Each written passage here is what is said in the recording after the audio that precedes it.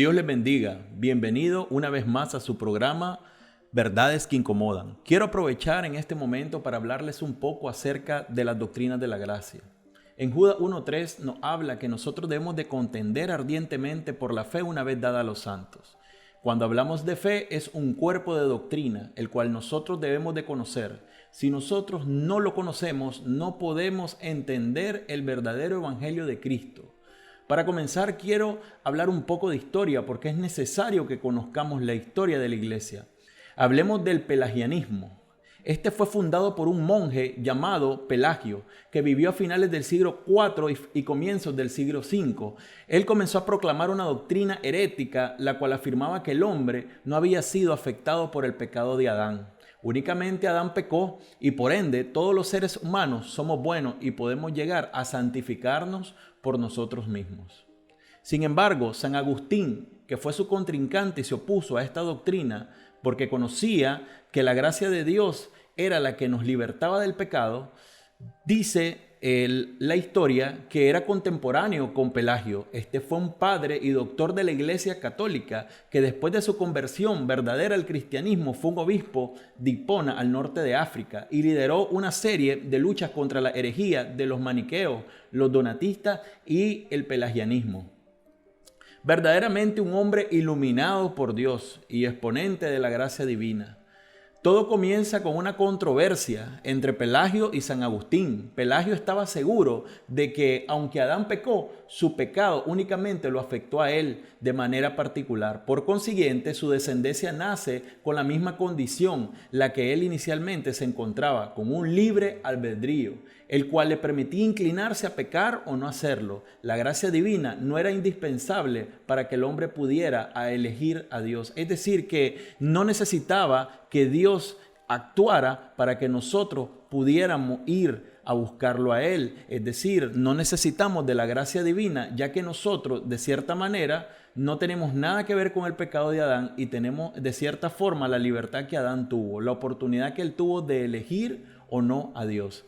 Pelagio aseguraba que Cristo nos fue dado de ejemplo para que estimulara nuestra moral, a guiarnos por un buen camino, demostrarnos que somos capaces de vivir como Él vivió sin pecado. Esto no consistía en una regeneración divina, sino más bien en una iluminación intelectual de las personas al entender que el pecado no nos condena y no hacerlo nos beneficia en recompensas divinas. Es decir, si nosotros entendemos que cuando pecamos nos estamos condenando cada vez más y nos sumergimos más en ese pecado y en esa mentira y nos estamos destruyendo, entonces al ver a Cristo y ver que Él vivió una vida de justicia, nosotros debemos de recapacitar y entender que la mejor manera de agradar a Dios es seguir los pasos de Cristo. Era por medio de una capacidad intelectual, no por medio de una gracia y una influencia soberana y divina. En el año 409, Pelagio predicaba en Roma su doctrina. Luego del saqueo en Roma, huyó a Cartago en el año 411. Tenía un seguidor fiel llamado Celestio, quien introdujo aún con mayor pasión que el propio Pelagio la doctrina al norte de África. Al siguiente año, Celestio fue declarado hereje y excomulgado. En el concilio de Jerusalén y Dioscópolis también fue acusado Pelagio de hereje. Sin embargo, fue absuelto ya que de manera astuta supo acomodar mejor algunas de sus declaraciones, por lo que fue absuelto en el año 414. En el año 416, el pelagianismo fue condenado como herejía en los sínodos de Míleve y de Cartago, decisión aprobada por el obispo de Roma, Zósimo. Sin embargo, hasta el día de hoy es muy influyente la doctrina de Pelagio, ya que apela a darle al hombre una perspectiva donde su naturaleza no es del todo mala y en sus manos se encuentra la responsabilidad de poder elegir o no a Dios. Luego nace el semipelagianismo.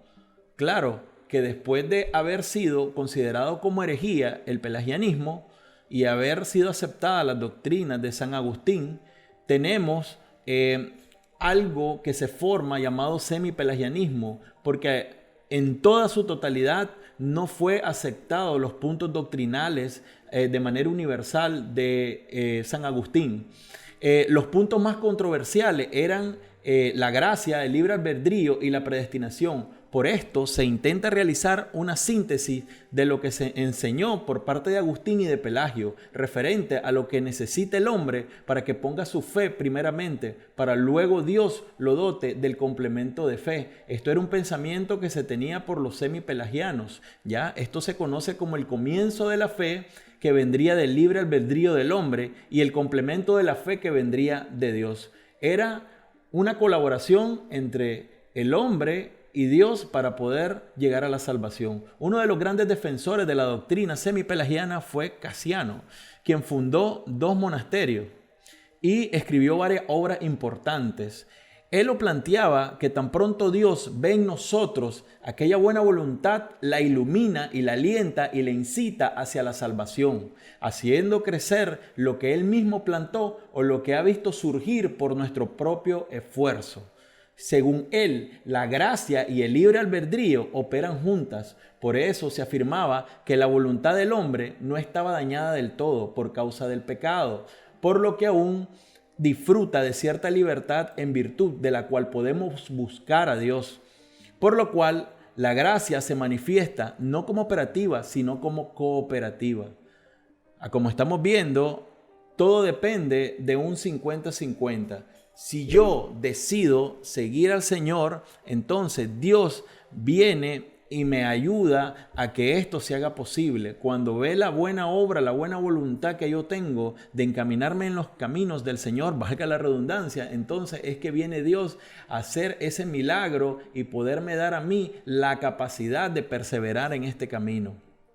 El debate continuó por muchos años en una batalla en la cual los semipelagianos ganaron la partida inicial en el Sínodo de Arles en el 472 y el Sínodo de Lyon en el 475, pero finalmente fue condenado en el segundo Sínodo de Orange en el 529. Allí quedó establecido que la caída de Adán corrompió a todo el género humano, el cual no recibe la gracia de Dios porque la pide, sino viceversa, porque es Dios el que está haciendo la obra. El punto de partida, la fe, no corresponde a la naturaleza humana, sino a la gracia de Dios. Como dice Efesios 8, que por gracia somos salvos por medio de la fe, y esto no es de nosotros, sino que un don de Dios, no por obras para que nadie se gloríe. A pesar de todo esto que se hizo, tenemos luego el nacimiento de 2 hombres que siguen en la misma disputa entre si debemos nosotros perseverar con nuestras propias fuerzas o es Dios el que nos hace perseverar y entender la doctrina.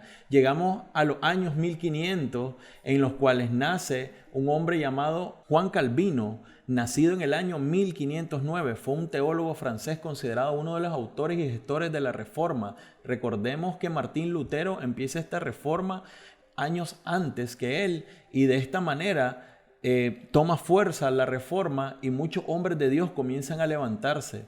Y Juan Calvino comenzó a predicar la gracia de Dios, adoptando, igual que San Agustín, el entendimiento de estas doctrinas de la gracia.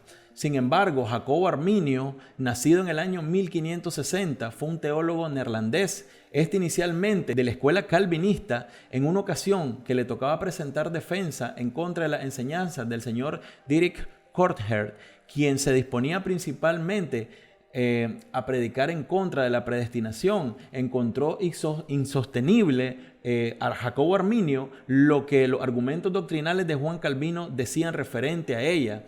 Jacobo Arminio comenzó a defender de una manera de que Dios era el que elige al hombre en base a la presencia de conocer que éste lo elegirá en el futuro y no por su soberana voluntad. También apoyaba que el hombre podía resistir a la gracia de Dios y por ende elegir si aceptar o no a Cristo. Esto dio orígenes a los siguientes puntos arminianos: libre albedrío o habilidad humana, la cual hablaba que el pecador puede decidir si creer o no. Como no está muerto totalmente, sino únicamente herido en pecado, él puede perfectamente inclinarse al bien y buscar de Dios, como puede inclinarse al mal y hacer lo malo y no buscar de Dios. La elección condicional vio en el futuro que aceptarían a Cristo. Esto habla Arminio de que al ver Dios, de que las personas iban a aceptar al Señor Jesucristo, entonces Dios la eligió. La redención universal o expiación general. Todos los hombres son salvos. Esta expiación quiere decir de que cuando muere Cristo en la cruz del Calvario, todos aquellos que crean en Él perfectamente pueden ser salvos. El Espíritu Santo puede ser resistido eficazmente. El que tiene fe va a hacer caso al Espíritu. Sin embargo, aquel que no pone su fe, simple y sencillamente lo va a resistir. Dios no puede hacer nada en contra de aquellas personas que se nieguen a aceptar a Cristo. Luego tenemos el último punto, que es el caer de la gracia o perder la salvación. Una vez que eres salvo, si tú recaes en tu pecado, si tú perseveras en aquel pecado que antes de haber creído estabas, entonces perfectamente tú estás condenado, tú has perdido tu salvación y tu oportunidad. El regalo de Dios ha sido quitado y tu nombre ha sido eliminado del libro de la vida. Luego, para resolver estas disputas se realizó un sínodo al cual fueron invitados todas las iglesias nacionales reformadas y fue celebrado el 13 de noviembre del año 1618 hasta el 9 de mayo de 1619. Los cánones del sínodo de Dort condenaron la posición arminiana a la vez que presentaron 5 puntos contrarios. Tenemos para el punto de libre albedrío o habilidad humana un punto que nos decía que el hombre está completamente depravado, está muerto en delitos y pecados. También tenemos para la elección condicional un punto donde nos habla que la elección es incondicional. Dios no vio nada bueno en nosotros. Nosotros fuimos elegidos por pura gracia, sin haber nacido y hecho nada bueno que Dios pudiera elegir entre salvarnos o no salvarnos por esa obra. Luego tenemos la expiación limitada en contra de la expiación universal que predicaba Arminio. Esta expiación dice que una vez que Cristo muere en la cruz del Calvario, únicamente los elegidos que han sido escogidos desde antes de la fundación del mundo por Dios, estos van a ser expiados por los pecados que han sido pagados en la cruz del Calvario en Cristo Jesús. La gracia irresistible. Esta gracia irresistible viene a contradecir aquella resistencia que decía Arminio que podíamos tener en contra del Espíritu Santo. Así que Arminio decía que eficazmente el Espíritu Santo podría ser resistido si nosotros no queríamos aceptar a Cristo. Sin embargo, decía Juan Calvino que la gracia es irresistible. Una vez que Dios nos llama, nosotros somos regenerados. Por ende, nuestra nueva naturaleza es capaz de aceptar el mensaje. Por tanto, la gracia no puede ser resistida.